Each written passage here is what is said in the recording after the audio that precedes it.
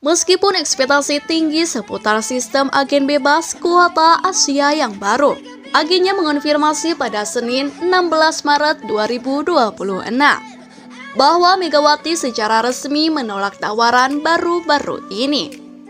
Seperti dilansir dari Chosun, pebola voli berusia 26 tahun ini menyatakan bahwa kembali ke Liga Voli Korea musim depan akan sulit. Kabar ini mengejutkan banyak orang, terutama setelah Megawati menyatakan komitmen pribadi yang kuat untuk kembali. Melalui agennya, pemain yang dijuluki Megatron itu mengatakan bahwa dia sangat kecewa dengan situasi saat ini karena dia sangat ingin melakukan comeback di Korea. Nyeri lutut yang terus-menerus telah menjadi prioritas. Megawati berencana untuk fokus sepenuhnya pada perawatan medis dan pemulihan setelah Proliga 2026 berakhir. Pemain yang selama 2 musim pernah memperkuat Daejeon Jungkwanjang Respak ini telah memilih untuk memprioritaskan karir jangka panjangnya daripada kembali ke panggung Korea untuk saat ini. V-League atau Liga Voli Korea mengubah sistem kuota pemain asing Asia menjadi sistem agen bebas mulai musim 2026-2027 mendatang. Akibatnya, tim-tim yang sangat membutuhkan pemain offset hitam yang kuat berharap dapat merekrut Megawati untuk musim depan. Megawati telah membuktikan dirinya sebagai salah satu penyerang top V-League saat bermain 2 musim bersama Respak yang dipimpin oleh pelatih kepala Ko Hee-jin. Secara khusus, selama musim 2024-2025, di mana ia berpasangan dengan Panja Bukilik, ia menduduki peringkat ketiga dalam perolehan poin 802 poin dan ke-1 dalam performa serangan keseluruhan tingkat keberhasilan 48,06%. Hal ini membawa Respak ke final kejuaraan. Namun, dia kemudian menolak untuk memperbarui kontraknya dan kembali ke Indonesia. Saat itu, Megawati berpisah dengan pelatih Ko Hee-jin sambil menangis dan mengatakan akan sulit baginya untuk bermain di Korea karena kesehatan ibunya memburuk, yang kemudian dia bantah. Alasannya, ibunya dalam kondisi sehat dan dia ingin lebih fokus memulihkan cedera lutut. Pada bulan Juli tahun lalu, ia bergabung dengan tim divisi kedua Turki, tetapi mengakhiri kontraknya atas kesempatan bersama setelah 3 bulan dan kembali ke Indonesia. Selanjutnya, ia bermain 1 musim untuk Gresik Petrokimia pada Proliga 2025. Dan saat ini bermain untuk Jakarta Pertamina Enduro. Proliga 2026 akan berakhir pada pertengahan April. Akibatnya, ada spekulasi yang berpusat pada mantan timnya, Respak, mengenai potensi kembalinya Megawati musim depan. Namun, Megawati menyampaikan niatnya untuk fokus pada perawatan lututnya, meskipun ia telah menjadi pemain bebas transfer. Gajinya di bawah kuota Asia hanya sebesar $150 AS. Pada tahun pertama, $170.000 AS pada tahun kedua.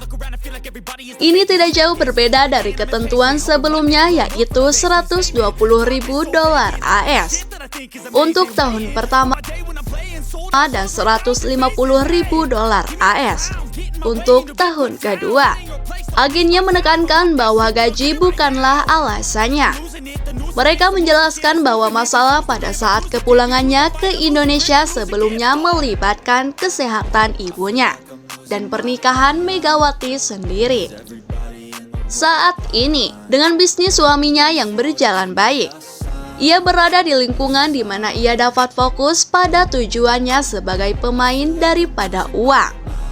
Selain Jungkwanjang, ada tim-tim yang sangat menghargai kemampuan Mega. Oleh karena itu, sebagai agennya, Saya bahkan bertanya apakah ia akan mendukung uji coba untuk pemain asing kuota non-Asia, ucap pernyataan agen Megawati. Megawati menyampaikan keinginannya untuk bertemu penggemar Korea dalam keadaan sehat setelah pulih sepenuhnya dari cedera lututnya. Setelah tidak lolos ke fase final Proliga 2026, tim Bandung BJB tanda mata akhirnya pamitan. Suasana penuh kekeluargaan ditunjukkan Maradanti Namira dan kawan-kawan. Seperti diunggah akun resmi @BandungBJB tanda mata official. Seluruh tim kompak hadir termasuk si cantik, Kalista Maya dan kawan-kawan. Mereka berpelukan dan saling melepas antar pemain. Sampai jumpa di pertemuan berikutnya. Terima kasih banyak atas tenaga, pikiran, dan segala usaha yang telah dilakukan. Memang belum sesuai harapan, tapi jangan pernah berhenti menjadi lebih baik dari sebelumnya. Hatur nuhun sadayana. Tulis akun resmi Bandung BJB tanda mata. Seperti diketahui, performa impresif sebenarnya telah ditunjukkan Kalista Maya dan kawan-kawan. Namun, lawan-lawan di sektor putri Proliga 2026 lebih siap, terutama dalam memilih pemain luar negeri atau asing. BJB tanda mata mengakhiri Proliga 2026 di urutan ke-6 dari 7 tim, dan hanya berada satu trip di atas juru kunci Medan Falcons. Pelatih tim, Rizko Herlambang, mengakui bahwa skuad yang dimilikinya pada musim ini didominasi oleh pemain muda yang masih membutuhkan banyak pengalaman. Menurutnya, menghadapi persaingan ketat di Proliga tentu menjadi tantangan besar bagi tim yang sedang dalam proses regenerasi. Ia juga menambahkan bahwa para pemain sebenarnya sudah berusaha memberikan perlawanan terbaik di setiap pertandingan.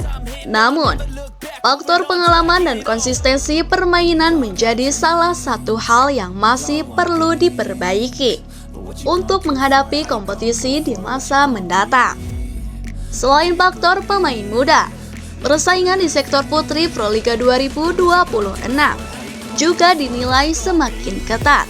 Banyak tim yang melakukan persiapan matang, termasuk dalam pemilihan pemain asing yang memiliki kualitas tinggi. Hal tersebut membuat persaingan menjadi semakin sulit bagi tim-tim yang sedang membangun ulang kekuatan mereka. Sementara itu, beberapa tim lain berhasil mengamankan posisi di babak final four setelah menunjukkan performa yang lebih konsisten sepanjang musim reguler. Persaingan menuju fase penentuan tersebut pun berlangsung sangat sengit hingga pekan-pekan terakhir kompetisi. Dalam pesan tersebut, tim menyampaikan ucapan terima kasih atas tenaga, pikiran, serta usaha yang telah diberikan seluruh pemain dan staf